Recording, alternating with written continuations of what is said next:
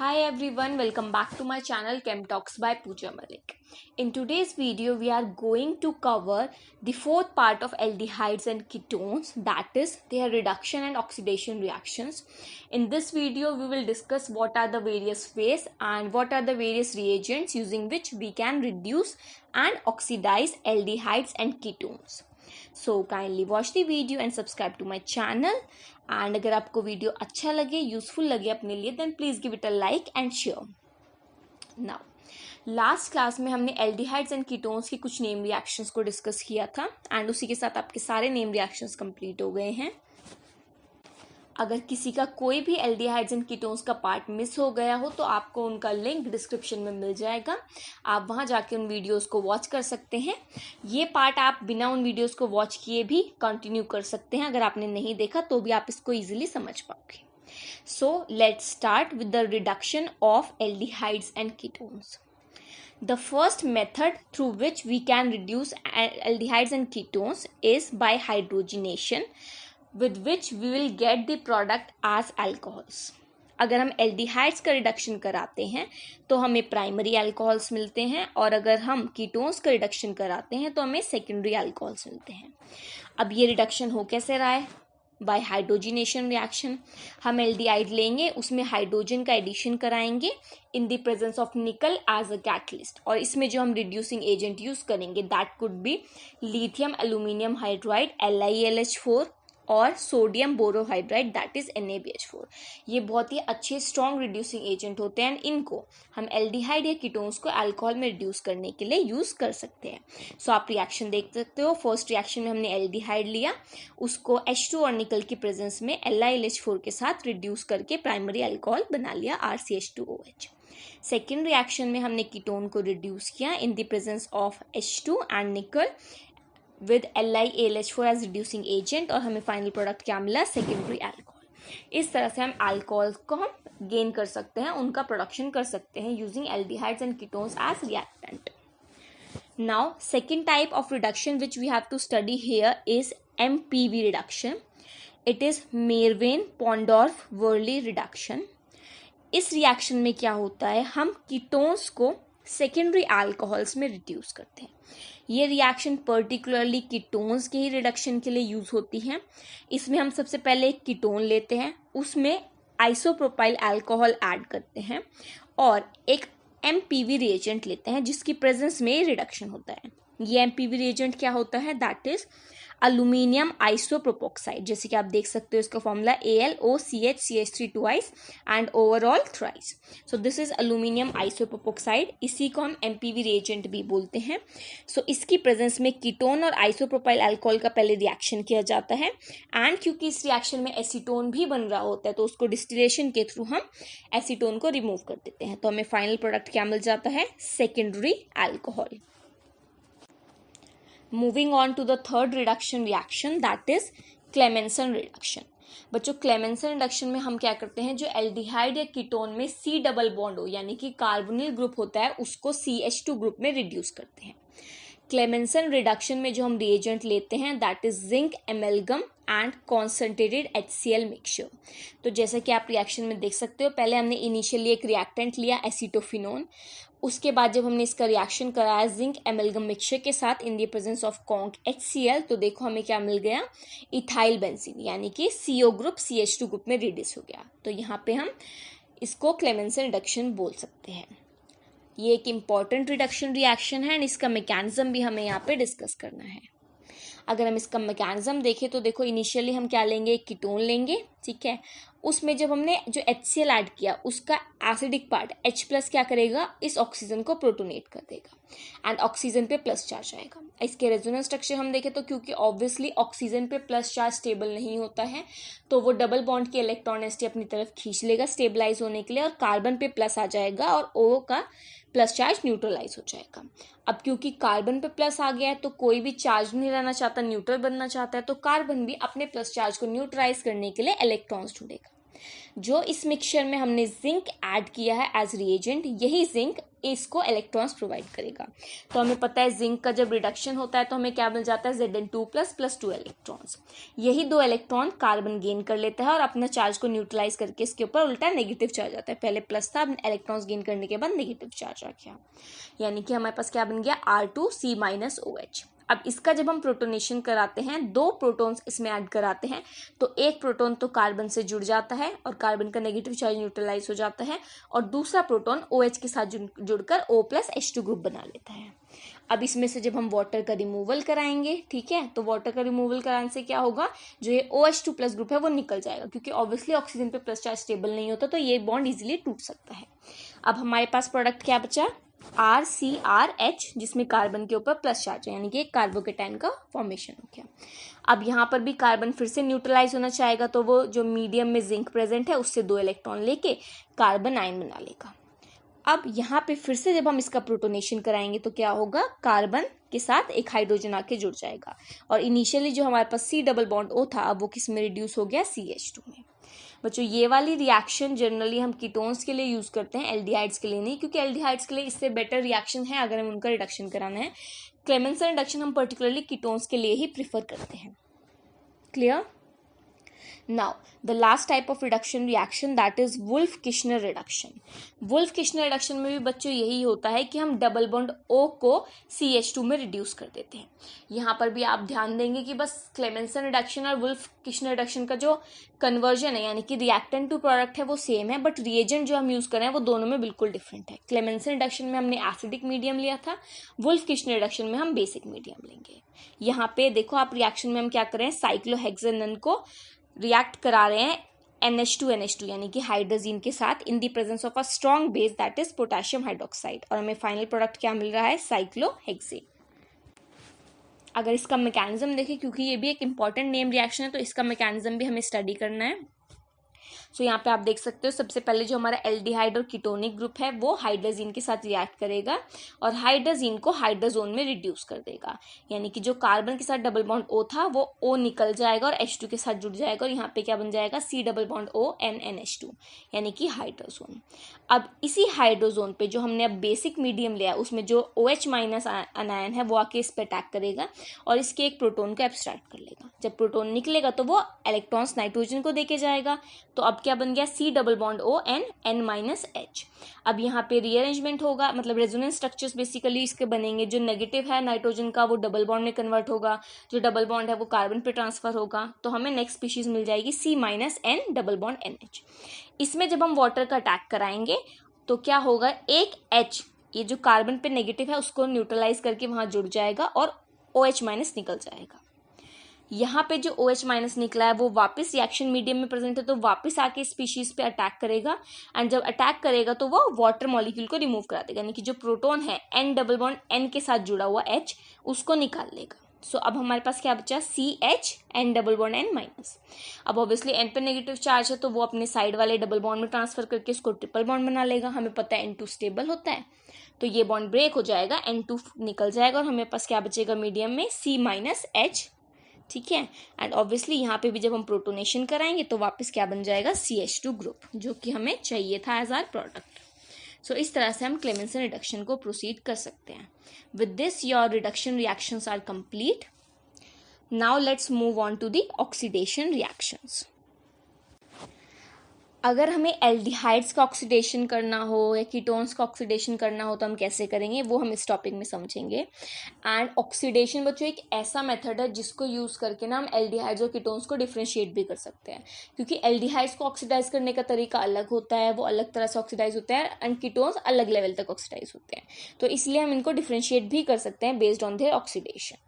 सो सबसे पहले हम एल्डिहाइड्स का ऑक्सीडेशन के एग्जाम्पल देखेंगे, देन कीटोन्स के ऑक्सीडेशन को समझेंगे। सो अगर हमें एल्डिहाइड्स को ऑक्सीडाइज करना है तो हम उसके लिए सिंपल ऑक्सीडाइजिंग एजेंट्स भी यूज़ कर सकते हैं, इसके लिए हमें ज़्यादा स्ट्रॉन्ग ऑक्सीडाइजिंग एजेंट यूज़ करने की जरूरत नहीं है, जबकि कीटोन के लिए हमें बहुत स्ट्रॉन्ग ऑक्सीडाइजिंग एजेंट यूज़ करना पड़ता है। सो यहाँ पे हमने एक एल्डिहाइड लिया इनिशियली, उसमें डाला हमने potassium dichromate in the presence of H2SO4 और हमें मिल गया अपना कार्बोक्सिलिक एसिड, यानी कि एल्डिहाइड एसिड में क्या हो गया, ऑक्सीडाइज। सिंपली हमने एक ऑक्सीडाइजिंग एजेंट करके इसको ऑक्सीडाइज कर लिया। यहाँ पे आप KMnO4 भी यूज़ कर सकते थे या फिर H2Cr4 यानी कि क्रोमिक एसिड भी यूज़ कर सकते थे फॉर ऑक्सीडेशन। अब इसका मैकेनिज्म देख लेते हैं कि अगर हम पर्टिकुलरली, मतलब सबके लिए अलग मैकेनिज्म होगा जो भी हम ऑक्सीडाइजिंग एजेंट लेंगे, ठीक है, बट इनके मैकेनिज्म ज़्यादा क्लियर नहीं है, ज़्यादा उन पर स्टडी नहीं किए हैं, तो हम उनमें से एक पर्टिकुलर डिस्कस कर रहे हैं कि अगर हम H2CrO4 लेते, क्रोमिक एसिड लेते, तो वो कैसे ऑक्सीडेशन कराता। सो इसका जो सजेस्टेड मैकेनिज्म है वो ये है कि सबसे पहले हम एक इनिशियली एल्डिहाइड ग्रुप लेते हैं, ठीक है, उसका जब हम हाइड्रेशन कराते हैं यानी कि उसमें वाटर का एडिशन होता है, तो सबसे पहले एक जेम डायोल का फॉर्मेशन होता है, जो कि आप देख सकते हो सेम कार्बन पर 2 हाइड्रोक्सिल ग्रुप प्रेजेंट है, so it is a gem diol. अब ये जेम डायोल में जब हम क्रोमिक एसिड का एडिशन कराते हैं तो एडिशन के बाद क्या बन जाता है, क्योंकि अल्कोहल और एसिड है, एडिशन के बाद क्या बन जाएगा, एस्टर। तो यहाँ पे आप जो देख रहे हो final product that is chromate ester. अब इस क्रोमेट एस्टर पे जब वापस वाटर मॉलिक्यूल आके अटैक करता है तो वो जो ये कार्बन के साथ हाइड्रोजन जुड़ा है उसको एब्स्ट्रैक्ट कर लेता है और H3O+ की फॉर्म में निकल जाता है। हाइड्रोजन तो H+ की फॉर्म में निकला तो इलेक्ट्रॉन अपने वो C डबल बॉन्ड O में दे जाएगा और CrO3H का बॉन्ड ब्रेक हो जाएगा। सो इसी वजह से हमें फाइनल प्रोडक्ट क्या मिलेगा, RC double bond OH, that is a carboxylic acid.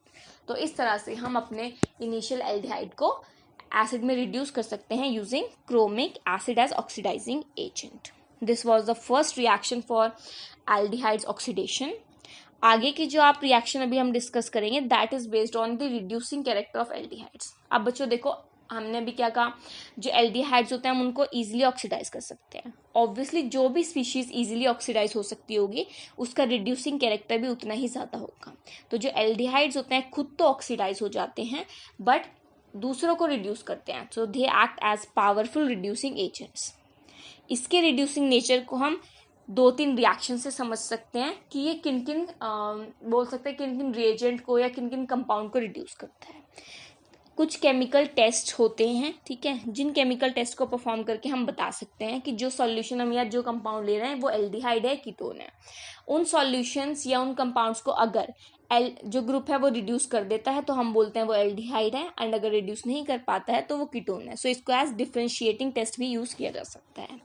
So Tollens reagent, Fehling solution, Benedict solution, ये कुछ ऐसे रिएजेंट होते हैं जिनको एल्डिहाइड्स रिड्यूस कर पाते हैं। कैसे वो समझते हैं। सबसे पहले देखते हैं टॉलेंस रिएजेंट। टॉलेंस रिएजेंट क्या होता है, बेसिकली सिल्वर नाइट्रेट का अमोनिकल सॉल्यूशन होता है, ठीक है, सिल्वर नाइट्रेट प्रेजेंट होता है, उसमें जब अमोनिया ऐड करते हैं तो हमारे पास एक कॉम्प्लेक्स केटायन बनता है AgNH3+, ठीक है जी, इसी को हम टॉलेंस रिएजेंट भी बोलते हैं। जब टॉलेंस रिएजेंट में हम एक एल्डिहाइड का एडिशन कराते हैं तो वो एल्डिहाइड खुद तो कार्बोक्सिलेट आयन बना लेता है और ऑक्सीडाइज हो जाता है, और जो हमारे पास टॉलेंस रिएजेंट था यानी कि सिल्वर अमोनिया का कॉम्प्लेक्स था ये उसको रिड्यूस कर देता है टू मेटालिक सिल्वर, और इसीलिए इस टेस्ट को हम सिल्वर मिरर टेस्ट भी बोलते हैं। जैसे हम टेस्ट ट्यूब ले रहे हैं उसके अंदर ये रिएक्शन करा रहे हैं, उसमें हमने एल्डिहाइड लिया और उसमें टॉलेंस रिएजेंट ऐड किया, तो रिएक्शन होने के बाद आप देखोगे कि जो टेस्ट ट्यूब है उसकी वॉल्स पे एक सिल्वर कलर का कंपाउंड डिपॉजिट हो जाता है, इसीलिए इसको हम सिल्वर मिरर टेस्ट भी बोलते हैं। वो सिल्वर मिरर क्यों डिपॉजिट हुआ, क्योंकि यहाँ पे जो Ag था मेटालिक सिल्वर था वो फॉर्म हो गया है, जो टॉलेंस रिएजेंट था वो सिल्वर मिरर में रिड्यूस हो गया है। सो इस तरह से आप चेक कर सकते हो, अगर ये सिल्वर मिरर फॉर्म हुआ रिएक्शन के बाद दैट मीन्स हमने इनिशियली एल्डिहाइड लिया है, और अगर नहीं फॉर्म हुआ तो यानी कि हमारे कंपाउंड में एल्डिहाइड प्रेजेंट नहीं है। Second type of solution which is used for the reduction is Fehling solution and Benedict solution. Fehling solution और बेनेडिक्ट सॉल्यूशन दोनों को ही एल्डिहाइड रिड्यूस कर देता है, ठीक है। सो अगर हम इनके साथ एल्डिहाइड का रिएक्शन करा रहे हैं और रिडक्शन हो गया तो दैट मीन्स कि जो हमने प्रोडक्ट लिया है जो रिएक्टेंट लिया है that was an aldehyde, okay. चलो अब इनको देखते हैं कि फेलिंग सॉल्यूशन और बेनेडिक्ट सॉल्यूशन बनता कैसे और रिएक्शन कैसे होती है। अगर हम इनकी फॉर्मेशन देखें तो जो हम इसमें रिएक्टेंट ले रहे हैं दोनों में अलग होती हैं, बट जो रिएक्शन होता है दोनों में ऑलमोस्ट सेम ही होता है। सो सबसे पहले देख लेते हैं फेलिंग सॉल्यूशन क्या होता है। फेलिंग सॉल्यूशन में बेसिकली हम 2 सॉल्यूशन लेते हैं, सॉल्यूशन ए और सॉल्यूशन बी 50:50 रेशियो में। सॉल्यूशन ए में हम लेते हैं कॉपर सल्फेट का सॉल्यूशन और सॉल्यूशन बी में हम लेते हैं सोडियम हाइड्रोक्साइड और सोडियम पोटेशियम टार्ट्रेट का सॉल्यूशन। इन दोनों को जब हम मिक्स करते हैं और जो फाइनल सॉल्यूशन बनता है उसी को हम क्या बोलते हैं, फेलिंग सॉल्यूशन, एंड इन दोनों के मिक्सचर से ही क्यूप्रिक आयंस का फॉर्मेशन होता है। जो हमारा दूसरा टाइप है बेनेडिक्ट सॉल्यूशन, वो अगर देखें उसमें जो हम मिक्स करते हैं रिएक्टेंट वो होता है कॉपर सल्फेट का सॉल्यूशन और सोडियम कार्बोनेट और सोडियम सिट्रेट का सॉल्यूशन। जैसे कि आप देख ही सकते हो दोनों सॉल्यूशंस को प्रिपेयर करने के लिए अलग अलग रिएक्टेंट हम यूज़ कर रहे हैं। इस केस में बेनेडिक्ट सॉल्यूशन में फाइनली हमारे पास कॉपर सिट्रेट बनता है जिससे हम क्यूप्रिक आयंस को निकाल सकते हैं। दोनों का ही देखिए रिडक्शन कैसे होता है तो उसके लिए आप रिएक्शन देख सकते हो। जो हमने एल्डिहाइड लिया RCHO, उसमें जब हम फेलेंगे बेनेडिक्ट सॉल्यूशन मिलेंगे तो उन दोनों सॉल्यूशन से हमें क्या मिलेंगे, Cu2+ cupric ions plus Na+ sodium ions plus OH- ions.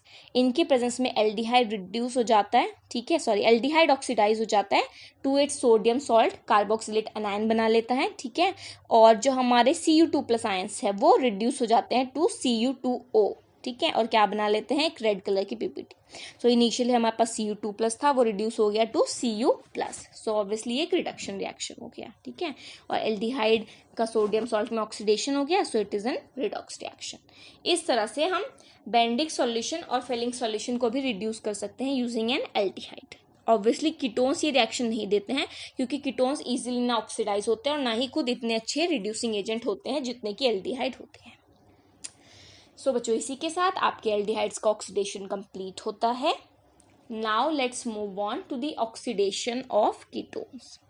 अगर कीटोन्स के ऑक्सीडेशन की बात करें तो कीटोन्स ऑब्वियसली इतने इजीली ऑक्सीडाइज नहीं होते हैं, ठीक है, उनके बॉन्ड को ब्रेक करना इतना इजी नहीं होता है। सो इसके मेथड्स एल्डिहाइड से अलग होंगे। सो इसमें हमें 4 मेथड्स डिस्कस करने हैं। The first method which we are going to discuss for the oxidation of ketones is oxidation to carboxylic acids. So हम कुछ strong oxidizing agent use करके जैसे acidified potassium dichromate हो गया और concentrated nitric acid का mixture हो गया, इनको use करके हम carboxylic acid में कीटोन को ऑक्सीडाइज कर सकते हैं। जैसे कि आप रिएक्शन भी देख सकते हो।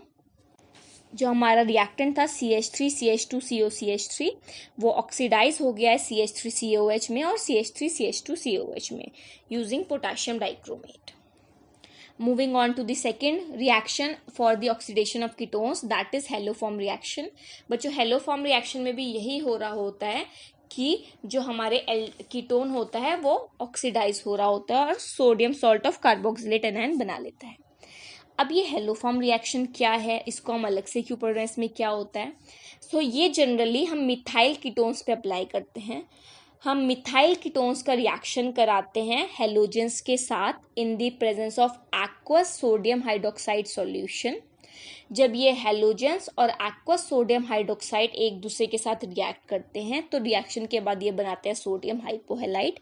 यही सोडियम हाइपोहेलाइट जब कीटोन के ऊपर अटैक करता है तभी जाके कीटोन ऑक्सीडाइज होता है कार्बोक्सिलेट एनायन में और साथ में जो प्रोडक्ट बनता है वो हेलोफॉर्म होता है। सो अगर हमने एक कीटोन लिया और उसमें हमने हेलोजन और सोडियम हाइड्रोक्साइड का सॉल्यूशन बनाया तो हमें क्या मिलेगा, कीटोन ऑक्सीडाइज हो जाएगा कार्बोक्सिलेट एनायन में और साथ में एक हेलोफॉर्म प्रोडक्ट का फॉर्मेशन होगा। रिएक्शन आप देख सकते हो, X2 + NaOH forms NaX + NaOX, ठीक है। NaOX हमारा सोडियम हाइपोहेलाइट है। यही जब रिएक्शन कर रहा है सेकेंड रिएक्शन में RCOCH3 के साथ, आप देख सकते हो RCONA + CHX3 + NaOH बन गया। जो CHX3 है इसी को हम हेलोफॉर्म प्रोडक्ट बोलते हैं, ठीक है जी। सो इसको हम और बेटर समझने के लिए नेक्स्ट रिएक्शन देखते हैं जिसमें हम पर्टिकुलर हेलोफॉर्म में, जैसे हेलोफॉर्म का मतलब क्या है, यहाँ पे हमने X लिया है CHX3, तो यहाँ पे हेलोजन कुछ भी हो सकता है। अगर हम यहाँ पे फिक्स कर दे कि जो हम हेलोजन ले रहे हैं दैट इज आयोडीन, ठीक है, सो इसको हम हेलोफॉर्म की जगह क्या बोल देंगे, आइडोफॉर्म। एंड आइडोफॉर्म का फॉर्मेशन बहुत ज़्यादा यूजफुल होता है क्योंकि जब आइडोफॉर्म फॉर्म होता है तो उसमें हमें एक येलो कलर की PPT मिलती है। सो अगर हमने ये रिएक्शन कराया और येलो कलर की PPT बोलेंगे आई तो हम बोलेंगे कि हमने जो इनिशियली रिएक्टेंट लिया है उसमें मिथाइल कीटोन प्रेजेंट है, एंड अगर नहीं आई दैट मीन्स उसमें मिथाइल कीटोन एब्सेंट है। तो हम इसको एज डिस्टिंग्विश टेस्ट भी यूज़ कर सकते हैं। तो इसी को हम आइडोफॉर्म टेस्ट बोलते हैं। आइडोफॉर्म टेस्ट कैसे होता है आप उसकी रिएक्शन देख सकते हो। RCOCH3 सबसे पहले रिएक्ट करेगा NaOI के साथ और बनाएगा RCOCI3 + NaOH। अब ये जो RCOCI3 है यही रिएक्ट करेगा फर्दर NaOH के साथ और बना लेगा RCONA, यानी कि कीटोन तो ऑक्सीडाइज हो गया कार्बोक्सिलिक एसिड में और साथ में क्या बना CHI3 आइडोफॉर्म, जो कि येलो कलर का प्रेसिपिटेट के फॉर्म में हमें विजिबल होगा। ये कैसे होता है, इसका मैकेनिज्म देख लेते हैं। सबसे पहले हम मिथाइल कीटोन को रिएक्शन कराते हैं with halogen in the presence of aqueous NaOH। तो आप देख सकते हो क्या होगा, जो X2 ग्रुप है वो रिएक्शन करने के बाद H3 के सारे ही हाइड्रोजन को रिप्लेस कर देगा हेलोजन से, और हमें मिलेगा RCOCH3 that is tri haloketone plus 3HX। ठीक है, अब यहाँ पे जो हमारे पास ट्राई हेलोकीटोन बना, इसके कार्बोनिल कार्बन पे अब हाइड्रोक्साइड आयन आके अटैक करेगा, जो कि सोडियम हाइड्रोक्साइड से आ रहा है। सो ये हाइड्रोक्साइड आयन जब इस कार्बोनिल पे अटैक करेगा, ऑब्वियसली ऑक्सीजन अपनी तरफ इलेक्ट्रॉन खींचेगा, कार्बन पॉजिटिव होगा, तो न्यूक्लियोफाइल उस पर अटैक करेगा। अब हमारे पास क्या बन गया, जो CH3 ग्रुप था वो जुड़ा है कार्बन के साथ, और एक OH ग्रुप भी जुड़ गया।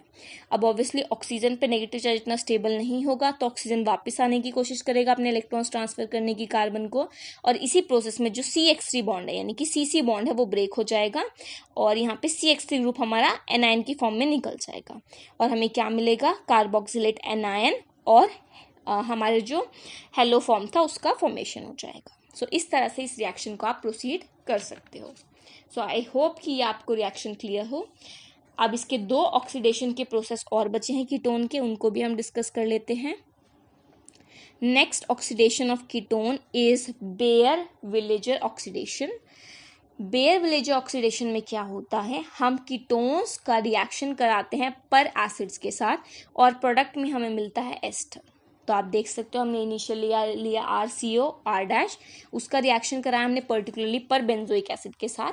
नॉर्मली हमारा बेंजोइक एसिड क्या होता है, C6H5COOH। यहाँ पे जो एक एक्स्ट्रा सिंगल ऑक्सीजन बॉन्ड बना है उसी को हम पर ऑक्सीजन बोलते हैं। दैट इज जो C+O और OH ग्रुप के बीच में एक एक्स्ट्रा ऑक्सीजन आपको दिख रहा है, यही पर ऑक्सीजन है। इसी की वजह से इसको बेंजोइक एसिड की जगह हम क्या बोल रहे हैं, पर बेंजोइक एसिड। तो ये जब आपस में रिएक्ट करेंगे तो क्या बन जाएगा, एस्टर बनेगा, और साथ में कार्बोक्सिलिक एसिड का फॉर्मेशन होगा। ठीक है जी, इस रिएक्शन का भी मैकेनिज्म देख लेते हैं, ये रिएक्शन कैसे होता है। सबसे पहले हमने अपना कीटोन लिया, उस रिएक्शन को कौन कैटेलाइज कर रहा है, एसिड हमने यहाँ पे जो लिया है H+ की फॉर्म में, ये इस रिएक्शन को कैटेलाइज करेगा। जो H+ है वो ऑक्सीजन से जाके जुड़ जाएगा, उसको प्रोटोनेट कर देगा। अब ऑक्सीजन जब अपनी तरफ वापस इलेक्ट्रॉन्स खींचेगा न्यूट्रलाइज होने के लिए, तो कार्बन पे पॉजिटिव आएगा, और जो हमने दूसरा पर बेंजोइक एसिड लिया है एज रिएक्टेंट, वो आके इस कार्बन पे अटैक करेगा O- के थ्रू। जब ये अटैक करेगा तो देखो हमारे पास स्पीशीज आ गई जुड़ने के बाद, इस स्पीशीज में से इजीली C6H5CO- निकल सकता है। ये ग्रुप जब निकल जाएगा तो हमारे पास क्या बचेगा, RCOOH R'+O+। ऑब्वियसली ऑक्सीजन पे प्लस चार्ज है तो वो स्टेबल नहीं होगा, उसको न्यूट्रलाइज करने के लिए यहाँ पे जो R' ग्रुप है वो माइग्रेट करता है, ठीक है, कार्बन से ऑक्सीजन पे आके जुड़ जाता है और क्या बना लेता है, एस्टर। सो यहाँ पे जो मेन स्टेप है वो यही है, जो R' ग्रुप का माइग्रेशन हो रहा है, मैकेनिज्म अगर आपको समझना है उसके लिए। सो इस तरह से बेयर विलेजर ऑक्सीडेशन प्रोसीड करता है। Now moving on to the last way of oxidation of ketones, that is Cannizzaro reaction. बच्चों कैनिज़ेरो रिएक्शन एक डिफरेंट काइंड ऑफ रिएक्शन होता है। इसमें जो हम इनिशियली रिएक्टेंट लेते हैं उसी का ऑक्सीडेशन हो जाता है और उसी का रिडक्शन होता है, that is self oxidation reduction reaction होता है, एंड इसीलिए इसको हम डिस्प्रोपोर्शनेशन रिएक्शन भी बोलते हैं। अगर इस रिएक्शन में देखें तो मेन कंडीशन क्या है कि कैनिज़ेरो रिएक्शन सिर्फ वहीं होती है जहाँ पे एल्डिहाइड्स में अल्फा हाइड्रोजन प्रेजेंट नहीं होती। फॉर एग्जांपल फॉर्मेल्डिहाइड अगर हम ले लें, बेंजेल्डिहाइड ले लें, तो उन्हीं केस में रिएक्शन होती है। जैसे फॉर्मेल्डिहाइड वाला एग्जांपल देखें तो जब फॉर्मेल्डिहाइड रिएक्ट करेगा सोडियम हाइड्रोक्साइड के कॉन्सेंट्रेटेड सॉल्यूशन के साथ, तो बनाएगा मिथाइल अल्कोहल और सोडियम फॉर्मेट, यानी कि एक फॉर्मेल्डिहाइड मॉलिक्यूल का ऑक्सीडेशन हो गया सोडियम फॉर्मेट में, और एक फॉर्मेल्डिहाइड मॉलिक्यूल का रिडक्शन हो गया मिथाइल अल्कोहल। सिमिलरली अगर हम बेंजेल्डिहाइड लेंगे, उसका रिएक्शन NaOH के साथ कराएंगे, तो एक बेंजेल्डिहाइड मॉलिक्यूल ऑक्सीडाइज हो जाएगा सोडियम बेंजोएट में, और एक बेंजेल्डिहाइड मॉलिक्यूल रिड्यूस हो जाएगा बेंजाइल अल्कोहल में। इस तरह से कैनिज़ेरो रिएक्शन प्रोसीड कर सकता है। इसका मैकेनिज्म भी बच्चों बिल्कुल सिंपल है, आप देख सकते हो। सबसे पहले इनिशियली हम एक मॉलिक्यूल लेंगे अपने रिएक्टेंट का, एल्डिहाइड का। फॉर एग्जांपल यहाँ पे हमने बेंजेल्डिहाइड ले लिया, उसका एडिशन कराएंगे हाइड्रोक्साइड एनायन के साथ। जब हाइड्रोक्साइड आयन इस पर अटैक करेगा तो ऑब्वियसली कार्बन उसको इलेक्ट्रॉन डेफिशिएंट दिखेगा, वो उस पर अटैक करेगा और आके जुड़ जाएगा, ठीक है।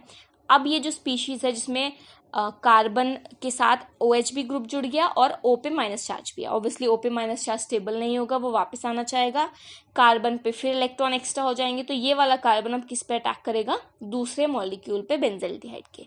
ये दोनों मॉलिक्यूल आपस में जुड़ेंगे, ठीक है, रीअरेंजमेंट होगा एंड अब आपके पास दोनों प्रोडक्ट क्या बन गए, C6H5COH और C6H5CH2O-। इन्हीं का जब हम प्रोटोनेशन कराएंगे तो हमें क्या मिल जाएगा, C6H5CO- और C6H5CH2H, यानी कि एक एसिड और एक अल्कोहल। सो इस तरह से कैनिज़ेरो रिएक्शन बच्चों प्रोसीड कर सकता है। इसी रिएक्शन में अगर हम दो अलग अलग एल्डिहाइड्स ले लेते हैं सेम एल्डिहाइड्स की जगह, जैसे हमने दोनों फॉर्मेल्डिहाइड या दोनों बेंजल्डिहाइड लिए, तो इसकी जगह हम एक फॉर्मेल्डिहाइड या एक बेंजल्डिहाइड ले लेते हैं, तो उस केस में कैनिज़ेरो रिएक्शन को हम क्या बोल देते हैं, क्रॉस्ड कैनिज़ेरो रिएक्शन। बस उस केस में क्या होता है, प्रोडक्ट्स आपको ज़्यादा मिलेंगे। चलो, सो इसी के साथ आपका एल्डिहाइड्स एंड कीटोन्स का जो यूनिट है कंप्लीट होता है, आपका पूरा सिलेबस कंप्लीट हो गया है। अभी आपको किसी भी सेक्शन में डाउट हो, किसी भी यूनिट में डाउट हो, या एल्डिहाइड या कीटोन्स की किसी भी पार्ट में डाउट हो, तो आप कमेंट सेक्शन में मेंशन कर सकते हैं। Thank you.